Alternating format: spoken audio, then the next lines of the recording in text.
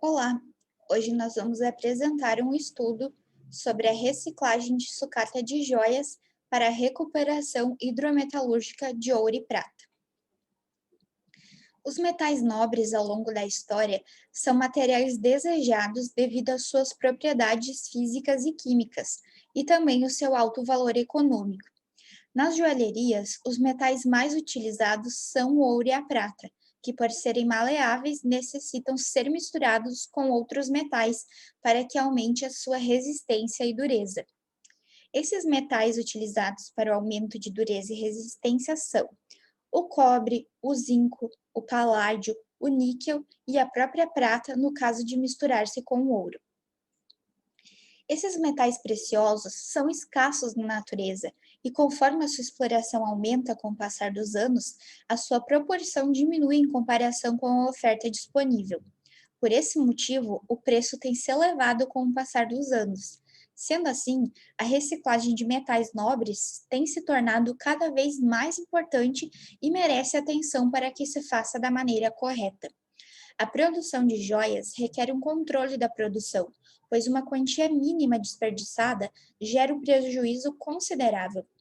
Adicionado ao alto custo da matéria-prima e com seu aumento com o passar do tempo, a implantação desse processo ou fornecer esse tipo de serviço se torna importante e cada vez mais necessário. O ouro é o mais maleável e o mais dúctil dos metais. Ele é bom condutor de calor e eletricidade e não é afetado nem pelo ar, nem pela maioria dos reagentes químicos. O ouro puro é demasiadamente mole para ser usado. Por esse motivo, geralmente é endurecido, formando uma liga metálica com prata e cobre. O ouro e suas diversas ligas metálicas são muito empregadas em joalherias, na fabricação de moedas e como padrão monetário em muitos países. Podemos aumentar a resistência mecânica com a adição de cobre, zinco, prata, níquel e também o paládio. A prata é um metal muito dúctil e maleável. O cobre é adicionado para aumentar a sua dureza. É o metal que melhor conduz o calor e a eletricidade. É inerte no ar e água, mas em atmosferas com enxofre forma o sulfeto de prata. Objetos de prata perdem lentamente o brilho quando expostos ao ar, pois ocorre a formação do sulfeto de prata, devido à presença pequena de compostos sulfurados no ar atmosférico. O emprego da prata e de seus compostos na medicina e na purificação da água se deve à atividade antibacteriana e antifúngica dos íons AG+. Assim, o artigo em questão tem como objetivo avaliar uma rota hidrometalúrgica para a recuperação de ouro e prata contidos em sucatas de joias à base de ouro, visando conferir uma abordagem de engenharia a um tratamento empírico, que pode ser empregado por joalherias de pequeno porte. Materiais e métodos. Para realizar a parte experimental, os autores buscaram joias usadas e defeituosas de ouro de 10 quilates amarelo e tricor, ou seja, ouro de 3 cores, amarelo, branco e vermelho. A cor depende do teor do metal empregado na liga. Com a cor vermelha, a joia tem mais cobre, e com a cor branca, a joia tem mais prata e paládio.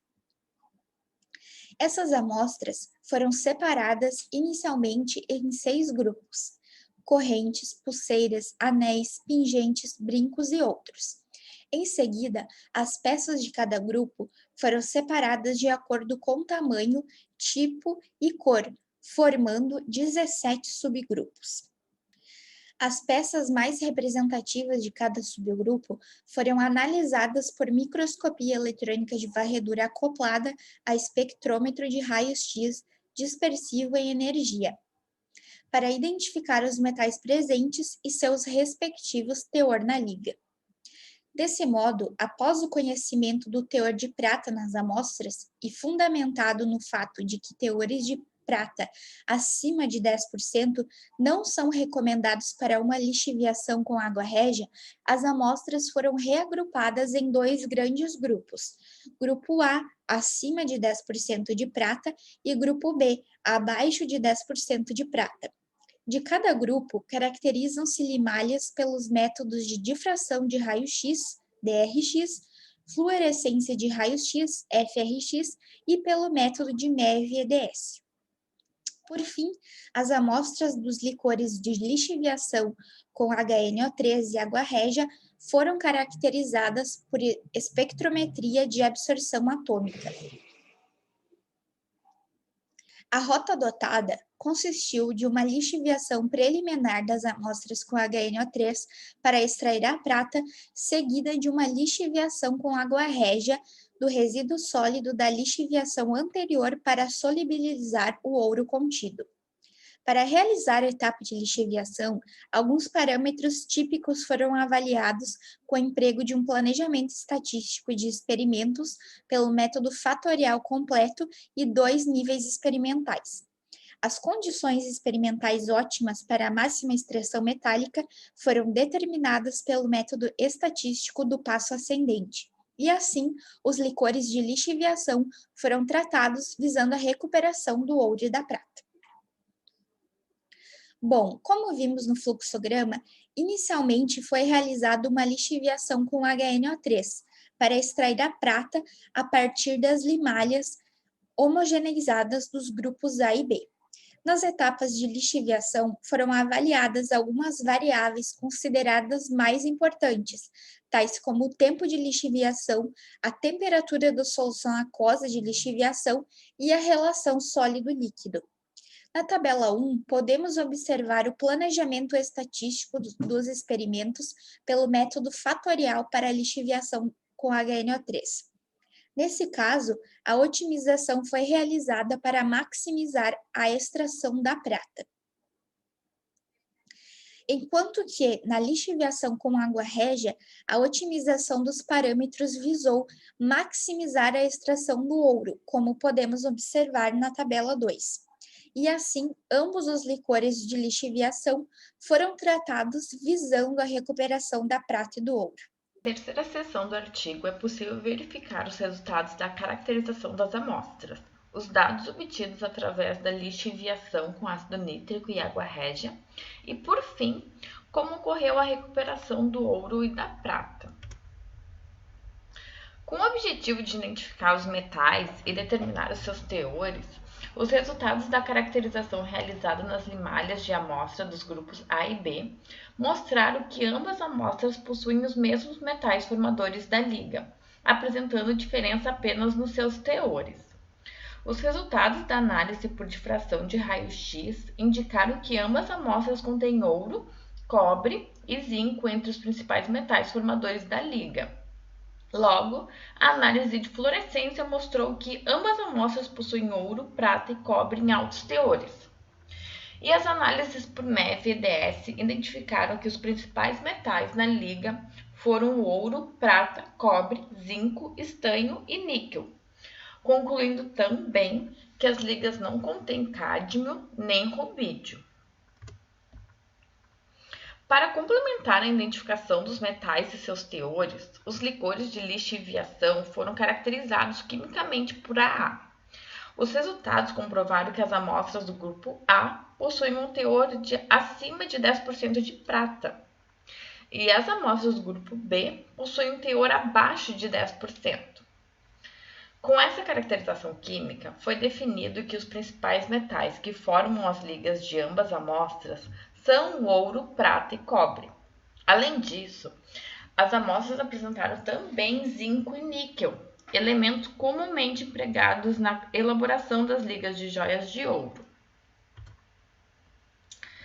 Como foi dito, a metodologia de lixiviação realizada nesse estudo consistiu de uma lixiviação inicial das limalhas de amostras dos grupos A e B com ácido nítrico para extrair a prata e seguida de uma lixiviação com água régia para extrair o ouro contido no resíduo sólido da etapa anterior.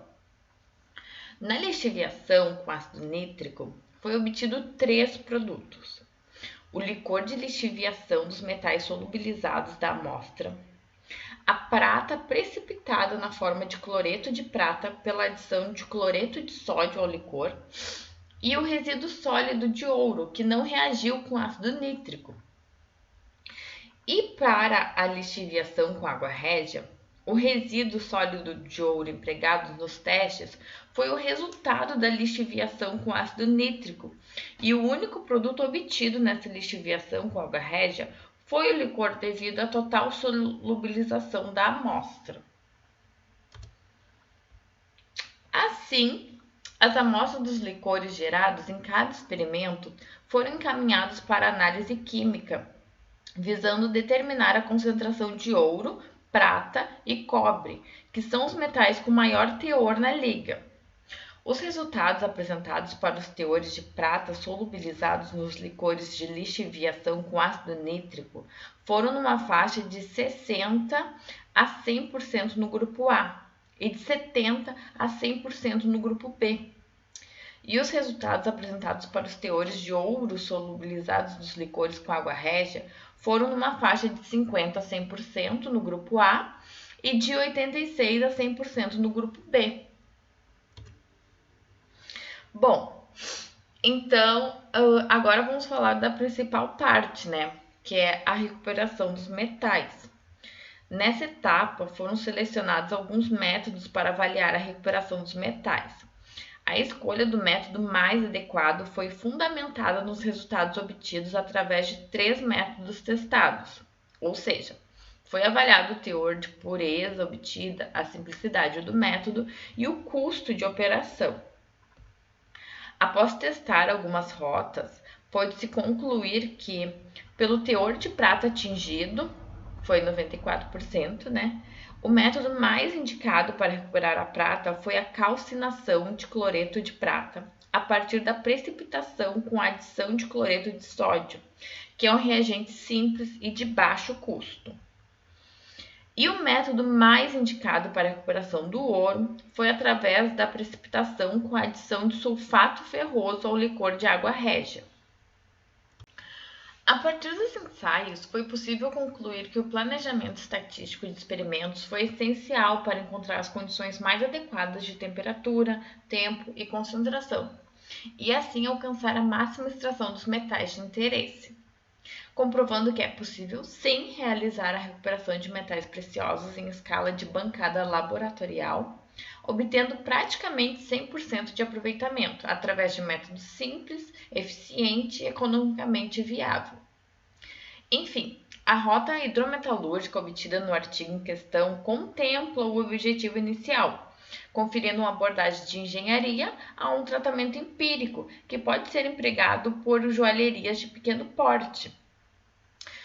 Além de ser um processo de fácil realização, a gente pode também falar, né, sobre a questão do meio ambiente, pois a recuperação dos metais evita que novos elementos sejam retirados da natureza, diminui a contaminação decorrente do descarte inadequado e traz ganhos econômicos ao recolocar os metais recuperados ao ciclo produtivo.